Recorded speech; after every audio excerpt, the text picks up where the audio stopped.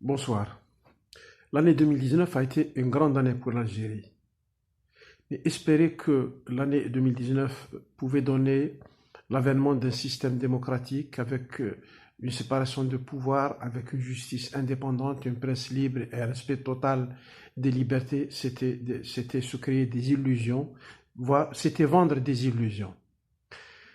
L'année 2019 devait essentiellement assurer à l'Algérie la neutralisation puis le démantèlement des réseaux de pouvoir qui ont géré le pays durant les 2 dernières décennies et particulièrement depuis 2013.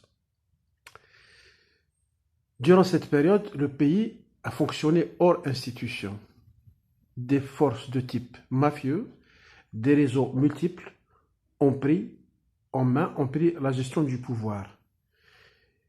Il y avait, on va dire, il y avait deux grands réseaux. Il faut se rappeler quand même qu'il y a quelqu'un en Algérie qui a été surnommé Arbet Zahir. C'est quelqu'un qui a établi ses réseaux sur le pays depuis 25 ans, qui contrôlait tout, absolument tout, les partis, la finance, les organisations, les médias, tout. Et ensuite, quand il a été éjecté du pouvoir, il a gardé de l'influence, mais en parallèle, Saïd Bouteflika a établi ses propres réseaux. Et on a vu durant les derniers procès comment Saïd Bouteflika, par téléphone, donnait des ordres, donnait des instructions, toi tu mets l'argent, toi tu prends tel poste, etc. Ce sont ces réseaux qu'il fallait neutraliser puis démanteler durant l'année 99. Or, si le Hirak, si le peuple dans la rue a donné le ton, a donné le là pour engager cette action, il n'y avait dans le pays, il n'y avait aucune force capable d'éliminer ces réseaux que l'armée. Seule l'armée pouvait mener cette tâche. Et ça a pris du temps, ça a causé un certain nombre de maladresses, mais au final, on peut dire aujourd'hui que ces réseaux ont été éliminés, neutralisés, qui sont en train d'être démantelés, même si chaque jour on découvre du nouveau, on a de nouvelles révélations, mais fondamentalement l'opération est terminée.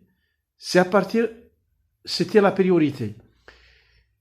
Si l'armée n'était pas intervenue pour affronter ces réseaux de manière frontale, ils auraient pu rebondir, ils auraient pu se sauver, quitte à changer quelques visages, quelques personnes ou là, mais ils auraient maintenu le gros du fonctionnement. Il faut se rendre compte de ce que ces réseaux représentent comme capacité politique, comme capacité financière. Par exemple, il y a un chiffre qui est très simple. Ils ont obtenu 12 milliards l'équivalent de 12 milliards de dollars de crédits qui ne sont probablement pas remboursables. Avec cet argent-là, comment contrer ces réseaux s'il y avait cette puissance de l'armée? Maintenant, la donne a changé. Une fois cet objectif de neutralisation des anciens réseaux obtenu, la donne change, les enjeux changent et la revendication démocratique est posée de manière pleine. Elle est posée aujourd'hui. C'est aujourd'hui qu'elle mérite d'être posée. Qu'est-ce qu'on a en face? On a un pouvoir qui fonctionne de manière amateur, on va dire les choses comme ça. Mais il ne faut pas oublier que le pays n'a virtuellement pas eu d'État durant la dernière décennie, il n'y avait pas d'État. Le pays doit réapprendre à fonctionner dans le cadre des institutions. Tout le pays, le président de la République, le gouvernement, l'Assemblée nationale, etc. Alors, comment faire pour y aller? Il n'y a pas 36 chemins. On reste dans le même canevas général.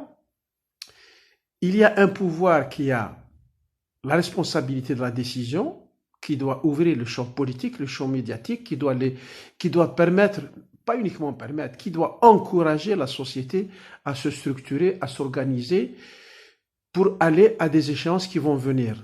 Mais du côté du Hirak, on est face à quelque chose qui ressemble à une supercherie. On va avoir dans 6 mois, dans 1 an, dans 2 ans, on va avoir des élections communales, des élections dans les assemblées de wilaya, des élections législatives. On va avoir il y a également toutes les forces, toutes les organisations syndicales à créer ou à réformer. Et à côté de ça, il y a un champ politique en ruine. Alors, comment le pays va aller à ces échéances qui viennent? Est-ce qu'il faut construire les structures de demain, les partis de demain, les associations de demain, ou bien est-ce qu'il faut construire dans une démarche radicale, dire qu'on refuse tout et qu'on demande et on attend que le général Chengriha convoque ou invite quelqu'un du Hirak à venir prendre les clés du pouvoir. Il y a des démarches sérieuses à engager. C'est structurer le pays parce que il faut le faire. Si des forces que j'appellerais positives ne le font pas, il y a d'autres forces qui vont le faire. Mafieuses, extrême droite, sous toute forme, religieuse, tout ce qu'on veut, toutes ces forces attendent.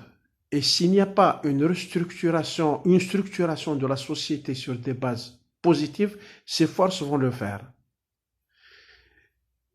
J'en arrive à ma conclusion, c'est que je pense qu'il faut débattre des séquences. Dans quelle séquence on est aujourd'hui? Dans quelle séquence on était en 2019? Moi, je pense qu'on était dans la séquence neutraliser les anciens réseaux, les éliminer et éviter qu'ils ne reviennent au pouvoir. Aujourd'hui, c'est acquis. Le jeu politique devient plus ouvert. Beaucoup de choses sont possibles. Il faut faire avancer les choses, mais en s'organisant. Toutes les initiatives sont bonnes. Toutes.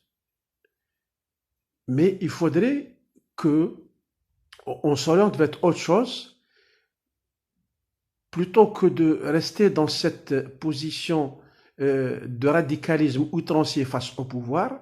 Il y a peut-être mieux à faire, c'est-à-dire aller vers la société, l'organiser, aider, s'impliquer davantage pour, allez, on va dire les mots, prendre les pouvoirs au niveau local, au niveau législatif, dans les syndicats. C'est là que ça va se jouer dans les prochaines années. À défaut, on risque de rester dans une opposition pour critiquer le pouvoir. Qu'est-ce qu'il fait? On sait que ce qui se fait sur le plan économique n'est pas très brillant. Un peu dans tous les domaines, ça reste très approximatif. Il n'y a pas une grande cohérence. Mais bon, ça on le sait. Rester à critiquer tout ça ne mène à rien. Ce dont il s'agit aujourd'hui, c'est de préparer les alternatives pour la grande construction qui prendra des années, peut-être une décennie, pour arriver à une nouvelle Algérie. Je vous remercie.